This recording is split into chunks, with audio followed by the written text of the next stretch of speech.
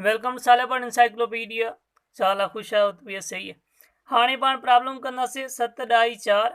छा थो चए हिन में त हिकु 2 मीटर डिघो धागो 200 ग्राम माए वारे पत्थर के 2 मीटर फी सेकंड जी रफ्तार सां गोल फिराइण लाइ इस्तेमालु कयो वञे थो। मतलब पाण खे छा मिलियल आहे?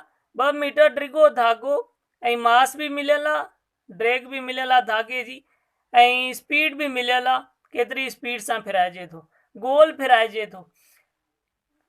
त डोरी जी छिक जो ज़ोर टेंशन मालूम करियो। पाण खे मालूम छा करिणो आहे? टेंशन मालूम करनी आहे धागे में। हाणे इमेजिन कयो त तव्हांजे हथ में हिकु रस्सी हुजे, धागो हुजे, जंहिंमें 200 ग्राम माए वारो पत्थर बदल हुजे। तव्हां उनखे गोल फिरायो था त ही जेकी ड्रैग आहे धागे जी, ही उनजो रेडियस हूंदो। गोल फिराईंदो त ही उनजो रेडियस हूंदो 2 मीटर डिघो, ऐं ही उनजो मायो आहे, ऐं स्पीड ही आहे। त तव्हां छिक मालूम करनी आहे त उनमें छिक केतिरी आहे, टेंशन मालूम करनी आहे। यादि रखो त टेंशन जेकी आहे ही सर्कुलर मोशन में उहा जेकी सेंट्रीपिटल फोर्स आहे उहो ई आहे। सेंट्रीपिटल जेकी फोर्स आहे उहो ई टेंशन आहे। छो? जेकॾहिं सेंट्रीपिटल फोर्स न हुजे त धागो वर्क करण छॾे ॾींदो, ऐं जेको पत्थर आहे हू परे हलियो वेंदो, गोल में सर्कल में न फिरंदो।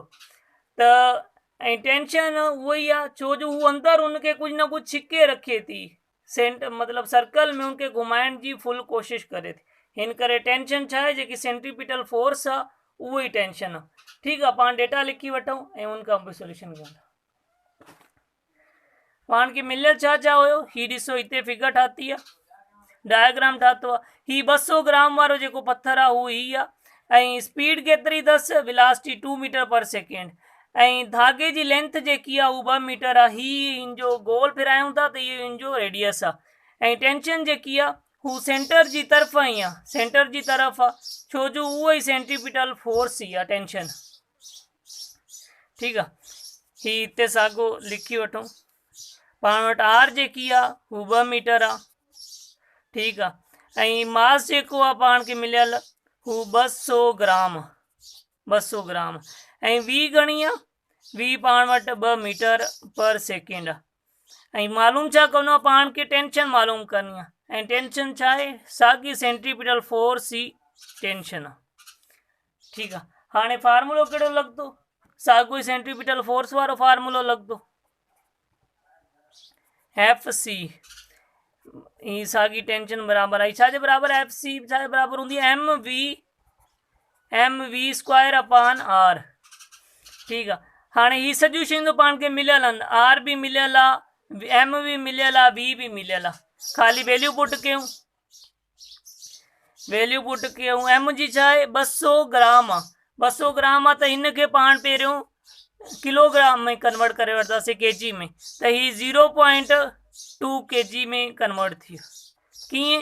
200 खे वंड कयोसीं पाण 1000 सां, छो जो 1 किलोग्राम में घणा ग्राम हूंदा आहिनि? 1000 ग्राम हूंदो आहे, त 1000 सां वंड कयो आहे त ही 0.2 kg अची वियो। त पाण हिते केजी में वैल्यू लिखंदासीं 0.2, ऐं हिन जो छा आहे? वी जेकी आहे स्पीड हू 2 आहे, हिन जो स्क्वायर, ऐं आर घणी आहे पाण वटि? 2 मीटर आहे। ठीकु आहे,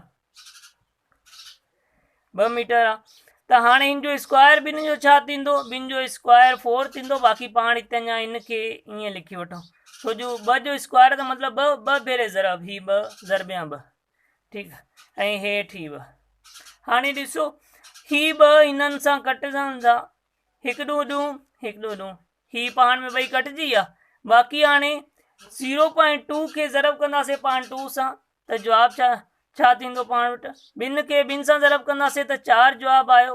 ही डाई साॻी ऐं 0 हिते। ठीकु, मतिलबु जेकी सेंट्रीपिटल फोर्स आहे, टेंशन जेकी आहे धागे में, हू 0.4 न्यूटन आहे। टेंशन घणी आहे? 0.4 न्यूटन। सफ़ा सवलो आहे नी। को बि मसइलो हुजे कमेंट में पुछी सघो था। चैनल खे सब्सक्राइब न कयो, चैनल खे सब्सक्राइब करे वठो, जीअं हर ईंदड़ नई वीडियो तव्हांखे मिली सघे। हिन खां पहिरियों बि असां खोड़ चैप्टर अपलोड करे चुका आहियूं। टियों पूरो चैप्टर मिसालनि समेत, चौथों भी मिसालनि एक्सरसाइज समेत, पंजों भी, छहों भी। ठीक आहे, मिलूं था नई वीडियो में। खुदा हाफिज़।